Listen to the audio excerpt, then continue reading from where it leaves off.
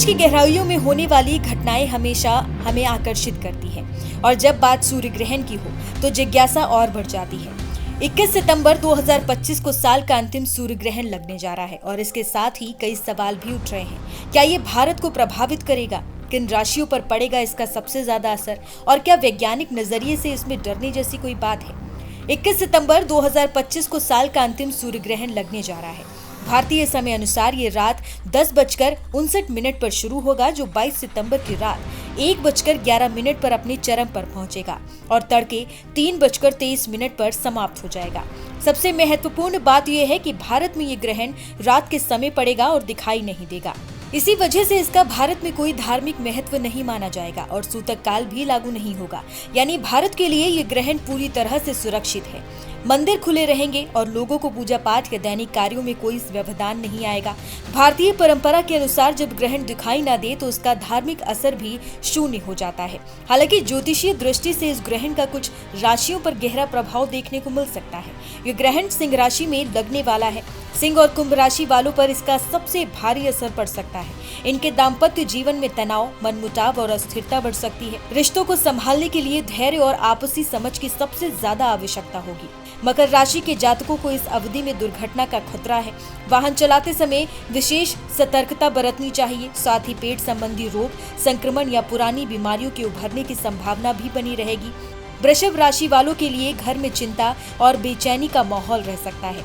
माता के स्वास्थ्य पर ग्रहण का नकारात्मक असर हो सकता है। मानसिक अस्थिरता बढ़ने से आत्मिक शांति प्रभावित हो सकती है। वहीं कर्क राशि के जातकों को अचानक धन हानि का खतरा है। निवेश, लेन देन और पैसों से जुड़े फैसलों में बहुत ही सोच समझकर कदम उठाना चाहिए। जल्दबाजी में लिए गए निर्णय नुकसान पहुंचा सकते हैं। अब आपको बताते हैं कि सूर्य ग्रहण लगता कैसे है।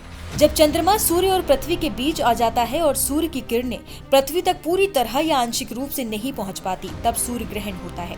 वैदिक दृष्टि से ये घटना राहु केतु की छाया मानी जाती है, जो सूर्य पर असर डालकर मानव जीवन और विश्व घटनाओं में परिवर्तन का कारण बनती है। भारत में भले ही ये ग्रहण दिखाई ना दे, लेकिन ऑस्ट्रेलिया और न्यूजीलैंड के कई हिस्सों में ये प्रत्यक्ष रूप से दिखेगा। ज्योतिष के अनुसार जिन देशों में ग्रहण दिखाई देता है, वहां प्राकृतिक आपदाओं की संभावना बढ़ जाती है। इस बार भी भूकंप, ज्वालामुखी गतिविधियों या भूमि से जुड़ी घटनाओं की आशंका जताई जा रही है। वैज्ञानिक नजरिए से देखें तो सूर्य ग्रहण केवल एक खगोलीय घटना है। ये तब होता है जब चंद्रमा पृथ्वी और सूर्य के बीच आकर सूर्य की किरणों को आंशिक या पूर्ण रूप से ढक देता है। इससे कुछ समय के लिए पृथ्वी के कुछ हिस्सों में सूर्य का प्रकाश रुक जाता है। वैज्ञानिक इसे पूरी तरह एक प्राकृतिक घटना मानते हैं, जिसे डर का कारण भी मानना अनुचित है। जहां सूर्य ग्रहण दृश्यमान रहेगा, वहां क्या करें और क्या ना करें। ग्रहण के दौरान भोजन, जल का सेवन ना करें। केवल जप, ध्यान और मंत्रोच्चारण करें। गर्भवती महिलाएं विशेष सावधानी रखें। ग्रहण पश्चात स्नान, शुद्धिकरण और दान पुण्य करना आवश्यक है। सूर्य मंत्र ओम घृणीम सूर्याय नमः का जाप अत्यंत फलदायी होगा।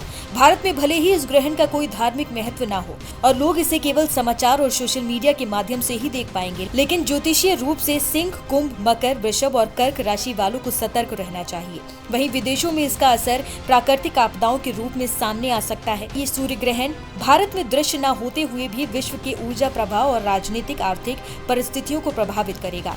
राशियों के अनुसार यदि प्रत्येक व्यक्ति छोटे छोटे उपाय कर ले तो जीवन में संभावित नकारात्मकता कम होकर सकारात्मकता बढ़ेगी।